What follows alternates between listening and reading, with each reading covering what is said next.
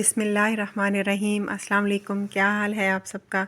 उम्मीद है आप सब ठीक ठाक होंगे, खुश होंगे अपनी फैमिलीज़ के साथ और मेरे व्लॉग्स को एंजॉय कर रहे होंगे।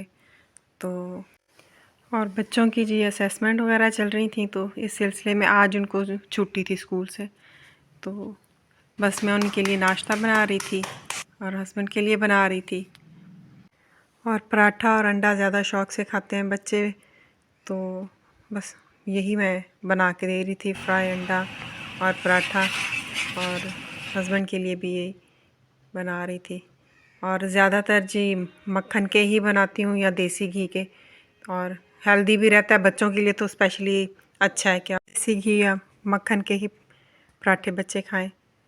तो बस ये मैं अंडे फ्राई कर रही थी और बच्चों को नाश्ता वगैरह देने के बाद फिर अब मैं चाय बना रही हूँ अपने और हस्बैंड के लिए। और मैं ज़्यादा पराठे वगैरह अब नहीं खाती हूँ और बस लाइट ही नाश्ता रख करती हूँ, फिर ज़्यादा हैवीनेस हो जाती है। तो बस ये यहाँ पर जी मैं अपनी चाय डाल रही थी और ये एक केक रस, ये जी मेरा नाश्ता है। और नाश्ते के बाद आज मेरा इरादा था चिकन पुलाव बनाने का, क्योंकि बच्चों को काफ़ी पसंद है चिकन पुलाव। तो बस ये दोपहर के टाइम था, तो अब मैं चिकन पुलाव बनाने लगी थी।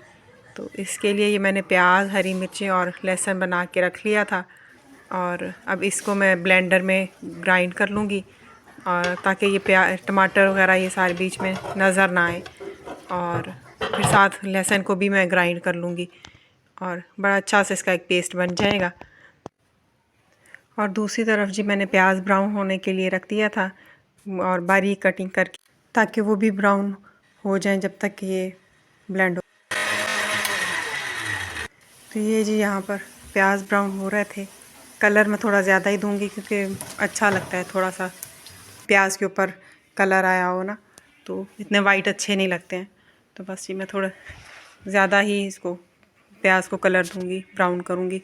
और ये जो चिकन था फ्रीज़ किया हुआ रखा हुआ था एक पैकेट, तो ये मैंने निकाल के रख दिया था 2 घंटे पहले ही, ताकि ये भी डिफ्रॉस्ट हो जाए।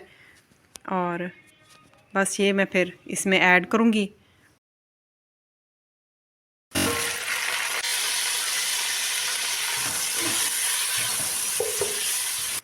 अब मैं इसको थोड़ा सा फ्राई करूँगी, ताकि चिकन का कलर भी ऊपर से वाइट हो जाए और ये पिंकिश वाला कलर चिकन का ना आ रहा है।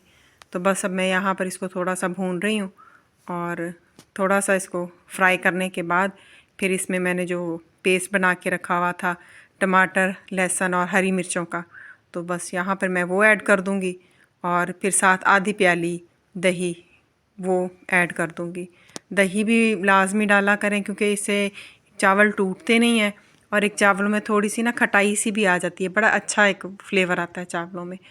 और बस यहाँ पर मैंने भूनने के बाद अब मैं गरम मसाले वगैरह डालने थे, तो उसमें ज़ीरा, तेज़पत्ता और साबुत काली मिर्च, दालचीनी, लौंग और जायफल जावित्री, ये थोड़े थोड़े सारे मसाले मैंने इसमें ऐड कर दिए थे। और कुटी लाल मिर्च, इसका बड़ा अच्छा फ्लेवर आता है चिकन पुलाव में, ये आप लाजमी डाल के देखिएगा। और साथ में सॉल्ट ऐड कर दूंगी। तो मैं 2 गिलास चावल बना रही हूँ, तो उस हिसाब से मैं डालूँगी। और वैसे मेरा यही होता है कि मैं 1 गिलास में 1 चम्मच नमक डालती हूँ, और बाद में फिर टेस्ट कर लेती हूँ अगर थोड़ा कम ज़्यादा करना हो तो। और बस फिर मैंने रेड चिली भी थोड़ी सी डाल दी थी, क्योंकि कुटी हुई लाल मिर्च डाली थी, इसलिए रेड चिली थोड़ी कम थी। और बस फिर ये जब जिस तरह भुन गया, और ये अब काफ़ी हद तक हो चुका था, मैं थोड़ी देर और इसको मैंने ढका, ताकि चिकन जो थोड़ा और टेंडर हो जाए, गल जाए।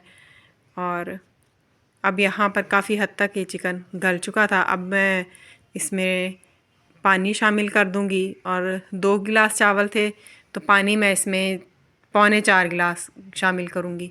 पानी थोड़ा कम ही डालूँगी, क्योंकि चावल जो हैं वो फिर बड़े अलग अलग सा दाना इनका रहता है, अगर पूरा पानी डाल दो तो वो फिर इतना खिले हुए नहीं बनते, तो थोड़ा सा कम पानी डालती हूँ। और फिर यहाँ पर जी मैंने हरी मिर्चें और आलू बुखारे खुश्क जो ड्राई होते हैं ना, तो बस वो मैं 8-10 डाल दूँगी। इनका बड़ा अच्छा एक फ्लेवर आता है, और ये मेरे हस्बैंड को बड़े पसंद है, इस वजह से चावलों में मैं आलू बुखारा लाजमी डालती होती हूँ। तो बस ये अब इस स्टेज पे अब मैं पानी उबल चुका था, तो अब मैं इसमें चावल ऐड कर दूंगी। और चावल ऐड करने के बाद फिर मैं इसको ज़्यादा चम्मच नहीं चलाऊंगी, क्योंकि चावल जब भी इनमें डाल दिया जाए तो उसके बाद फिर इनको बहुत आहिस्ता हल्के हाथ से चम्मच लाना चाहिए, वरना चावल बहुत टूटते हैं। और बस ये यहाँ पर चावल पक रहे थे, मीडियम टू लो फ्लेम था जिस पे ये चावल पक रहे थे। और अभी यह काफ़ी हद तक पानी इनका खुश्क हो चुका था, और अब मैं इनको दम पे रख दूँगी और 10 से 15 मिनट तक, और हल्की आग पे पहले आग थोड़ी सी तेज़ करूँगी और उसके बाद फिर बिल्कुल ही 1-2 मिनट के बाद बंद कर दूँगी, और फिर 10-15 मिनट को ऐसे पड़ा रहें तो ये बड़े अच्छे पक जाएंगे।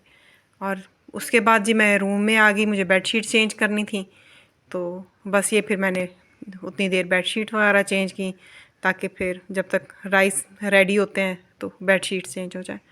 और अब ये देखें जी, बड़े ज़बरदस्त किस्म के चावल तैयार हो चुके हैं। तो अब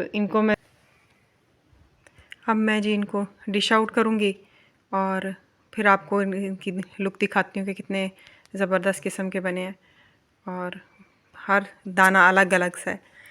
और बस ये फिर बच्चों को भी और हस्बैंड को भी बुला लिया था डाइनिंग टेबल पे। मैं अब राइस रख दूँगी और माशाल्लाह फिर सब मिलके एंजॉय करेंगे। और ये देखिए कितने ज़बरदस्त बने हुए हैं, और इतनी अच्छी खुशबू आ रही थी ना। और जायफल जावित्री भी थोड़ी सी बीच में डाल दें चिकन पुलाव में ना, तो वो भी बड़ा एक अच्छा सा अरोमा उसका आता है। और बस ये इसके साथ पुदीना और रायते की चटनी बनाई थी, और प्याज, ज़्यादातर हमारे यहाँ प्याज ही पसंद किया जाता है राइस के साथ, तो इस वजह से मैं यही रखती हूँ, कचूम्बर सैलेड नहीं बनाती। और बस ये अब हम खाने लगे हुए। और बस ये राइस खाने के बाद मैंने बच्चों को पढ़ाना था, क्योंकि असेसमेंट उनकी थी और कल उनका पेपर था। तो बस ये फिर उनको खाना खाने के बाद उनको लेके बैठ के पढ़ाया उनको। और फिर ये जी शाम के टाइम फिर हम बाहर निकले, क्योंकि बच्चे फरमाइश कर रहे थे गोलगप्पे खाने की।